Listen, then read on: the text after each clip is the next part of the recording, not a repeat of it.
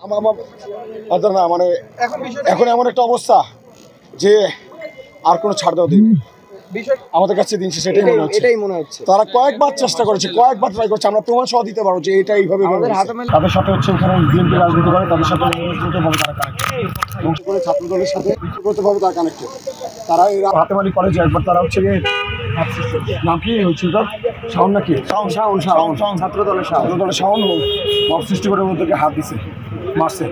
ওই সময় আমরা সবাই থানায় গেছিলাম তারপর হাতেমালি কলেজের শিক্ষকরা বলছে আমরা দায়িত্ব নিচ্ছি হ্যাঁ আমরা মীমাংসা করার চেষ্টা করছি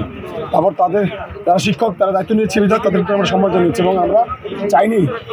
ছাত্রদলকে এখানে কোনোভাবে এন্ট্রি করতে এবং ছাত্র দলের কেন্দ্রীয় নেতা অনেক ভাই রিয়াদ ভাইকে আমরা জানিয়েছি ভাই এরকম এরকম অবস্থা ছাত্র দলের কিছু ছেলে কিন্তু এরকম করতেছে আপনারা দায়িত্ব নেন দায়িত্ব নিয়ে ওদেরকে অ্যাওয়ার করেন যে আমরা কোনোভাবে এখানে ঝামেলা চাইতেছি আমরা সবাইকে আমাদের সাথে চাই দলমত বিশেষে আমাদের সবার আন্দোলন এটা বারবার বলতেছি না কিন্তু হচ্ছে তারা আমাদের বলছে তোমরা তোমাদের গণতান্ত্রিক চর্চা কিন্তু বাধা দেয় তোমরা হচ্ছে আইনি অ্যাকশন নাও পরবর্তীতে যখন আইনি অ্যাকশন নিতে গেছি তখন আবার তারা ফোন দিয়ে বলছে আচ্ছা তোমার একটু খেয়াল রেখো তারপর হচ্ছে এখন কি হলো দেখেন আজকে ছাত্র দলের টিটু নাকি কারা আছে ওরা হচ্ছে আজকে বিকেলবেলা আন্দোলন চলাকালীন সময় মব সৃষ্টি করে আমাদের শিক্ষার্থীদের উপরে হামলা করেছে একবার তো আর্মি হামলা করেছে তার মধ্যে আবার ছাত্রদলের ওরা হামলা করেছে হামলা করার পর ওরা যখন সবাই চলে গেছে ওদেরকে অবদ্ধ করে রেখেছিল আমরা হচ্ছে ওদেরকে কোনোভাবে সেভ করে যখন নিজেকে সেভ করে চলে আসছে সেভ করে চলে আসার পর ওখানে বিএম কলেজের যারা দায়িত্বশীল ভাইয়া ছিল আমরা সবাইকে বলেছি যে ব্যাপারটা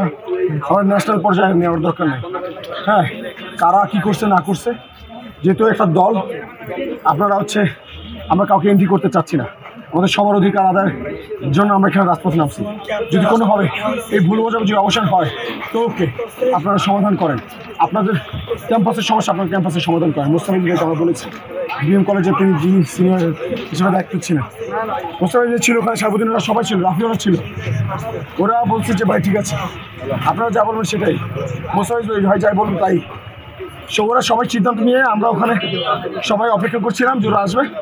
কেউ ভিতরে ওরা যখন ওরা গাড়ি নিয়ে আসলো অটো নিয়ে থামলো তারপর অতর্কিতভাবে প্রায় 40-50 জনের একটা মব করে অতর্কিতভাবে হামলা চালাইলো ওখানে সুয়ান ছেলেটা হচ্ছে গ্রিন টিমার ছেলেটার অবস্থা খুবই খারাপ ওর উপরে হামলা চালাইছে আমাদের বান্ডেল থাকলে প্রতি সেনমানিতে টাকা বাঁচবে বিকাশ সেনমানি বান্ডেল কিনে জিতুন প্রতি লেনদেনে ঢুকছি দেখছি মহিউদ্দিন রহিমের সবাই ছিল তো মানে মোস্তাফিজ ভাই সবাই একসাথে ছিলাম তো তারপর একটা অজগরণা সৃষ্টি হয় অনেক মানুষের মধ্যে একটা সমাধান তৈরি হয় তখন আর মানে ইন্ডিকেট করার মতো কিছু থাকে না আমি মোস্তাফিজ ভাই সবাই যাওয়ার পর মানে এখন এটা ওদের দ্বারা আমরা মানে এমন শিখে রয়েছি নাকি নিজেদের দ্বারা এমন শিখে রয়েছি ভাই এটা তো বলা সম্ভব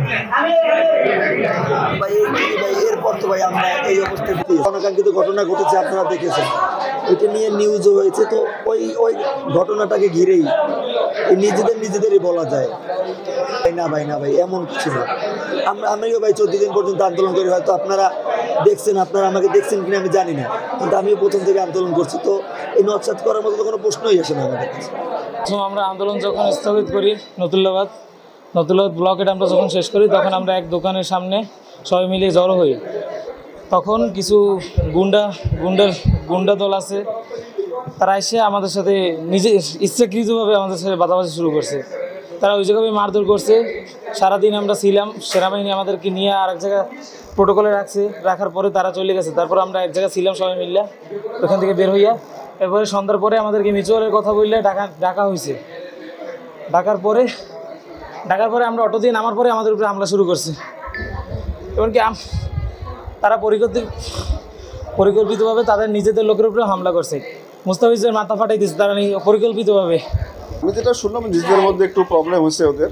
ভুলে বোঝাবুঝি বা কিছু একটা ঘটনা ঘটছে তো ওইটা তো আমার কনসার্ন আমি দেখলাম যারা এসছে আর কি আমাদের 4 জন আমরা পেয়েছি এদের মেনলি আর কি এটা যেটা ফিজিক্যাল অ্যাসল্ট নিজেরা মারামারি বা ওরকম কোনো বড় ইনজুরি বা যেটা লাঠির প্রেশার বা অন্য ধরনের কোনো ব্লিডিং ওই ধরনের কোনো সমস্যা নাই। হ্যাঁ, তো যা আছে মোটামুটি আমাদের ওই দিন কন্ট্রোল আছে, অসুবিধা হবে না। আর একজনের ক্ষেত্রে আমরা সাসপেক্ট করছি যে হয়তো মাথায় একটু আঘাত লাগলেও লাগতে পারে, নিউরো সার্জন আসতেছে, উনি ইভ্যালুয়েট করবেন। উনি যদি মনে করেন যে না এখানে হবে, নাহলে যদি বলেন না বা অন্য কিছু, তখন আমরা দেখবো আর কি।